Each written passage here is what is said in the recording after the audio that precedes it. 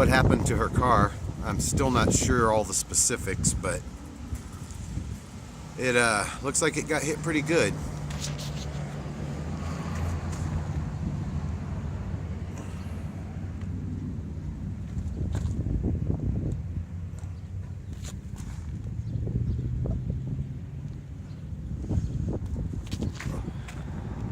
They were able to drive it down here to the shop, but yeah, that's gonna be totaled. The frame's got to be tweaked. It's only a Honda. What a shame.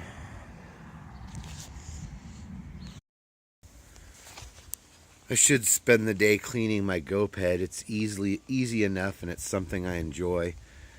I need to spend a little bit of money and buy a new plastic shroud and probably a pull start.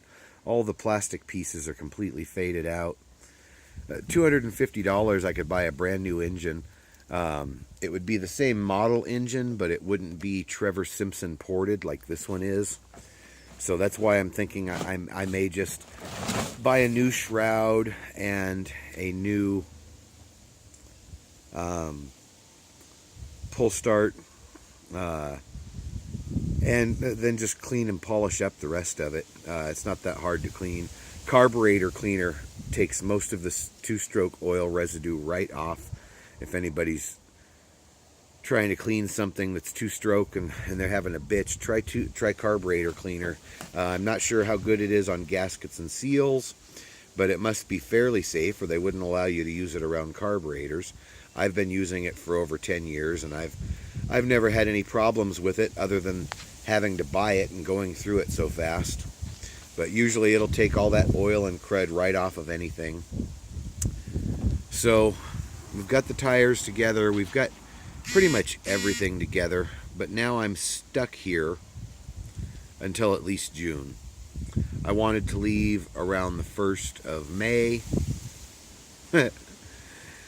And as often, what I want and what happens are two different things.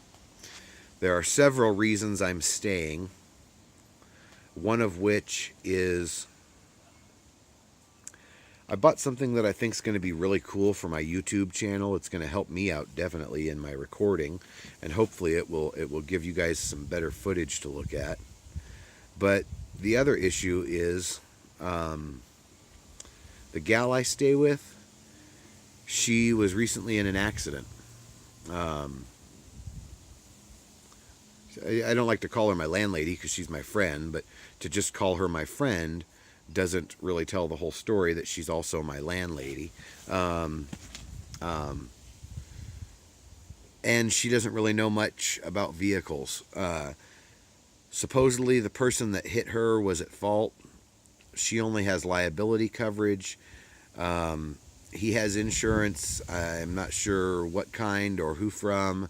She was so confused, she didn't even think to get his information at the scene. There was a highway patrol officer who came out and took a report. However, that report is going to take at least 8 days before she will be able to see it. So who knows how long it's going to take before they actually cut her a check. And when they do cut her a check, she's not going to be able to get back the quality of car that she lost.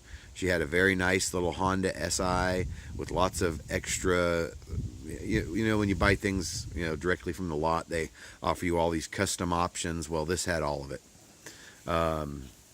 And it had the SI engine, which, people love that engine. It was a little sports hatchback model, fairly low mileage, but it's completely totaled now. You'll see in the video here in a second. So I've got to stick around and make sure that the insurance companies don't completely screw her over, and then stick around to try to help her pick out a new vehicle, one that's not going to be a piece of shit beater that's going to break down 2 months after I leave. But at the same time, I don't know how long all this insurance crap is going to take. I've told her I don't want to be here in June. I may stay through June to help her out, but she's going to have to work some concessions with me. I have no way to get anywhere now aside from my scooter and my motorhome, so it's going to be interesting. I'll show you a little clip here of the damage she did to her vehicle before we get started on the actual point of this. Actually, no, you know what? I think I'm just going to do this into 2 separate videos. We'll do one video about why I'm stuck for at least a few more weeks, and then we'll do the separate video about tire blowouts and how you should handle your tires on your motorhomes, because merging the 2 together would just be almost 20 minutes, and I don't know, seems like sometimes longer videos don't get watched as much. So do whatever you want, don't let anyone tell you you can't, and be careful when you're driving. If you can afford it, go out and get yourself a dash camera too. There's a Facebook page, The Original Dash Cam. They give them away in contests throughout the years. I've actually won one of those myself. Yes, I win all kinds of things. I haven't installed it yet though, because my dogs like to climb up on the dash. I've got to figure out a way of installing it where it's not on the dash, maybe up high above the window or something. But I want to install it and have it permanently mounted so that anytime I turn the key on, it starts recording in a loop. That way, if there's ever any accidents and there's any question as to who's at fault, I'll have video evidence to show. And you can get these dash cameras for $100 or less now. The original dash cam you can pick up for about $100. They make cheaper versions that are even less expensive. Or even if you have a GoPro, just get you a dash mount and try to remember to have it in there recording whenever you're going to go someplace. That's not as easy as a machine that just does it automatically when you turn the key, but a GoPro would give you some pretty good imagery and a wide-angle lens, and you never know when you might need video proof that you weren't the asshole who caused the wreck.